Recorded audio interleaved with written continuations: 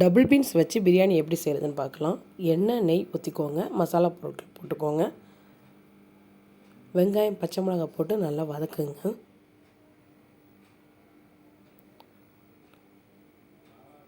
இப்போ தக்காளி சேர்த்து வதக்கிக்கோங்க. தக்காளி வதங்கும் போது கொஞ்சம் உப்பு சேர்த்துக்கோங்க. தக்காளி வதங்கிடுச்சு. இஞ்சி பூண்டு பேஸ்ட் அதில் சேர்த்து நல்லா வதக்கிக்கோங்க. வேக வச்ச டபுள் பீன்ஸ் இதில் சேர்த்துக்கோங்க. நல்லா மிக்ஸ் பண்ணிக்கோங்க.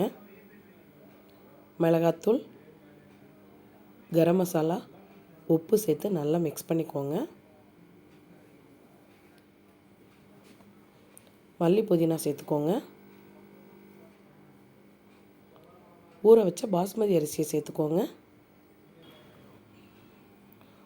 1க்கு 1.5 கப் தண்ணி சேர்த்துக்கோங்க.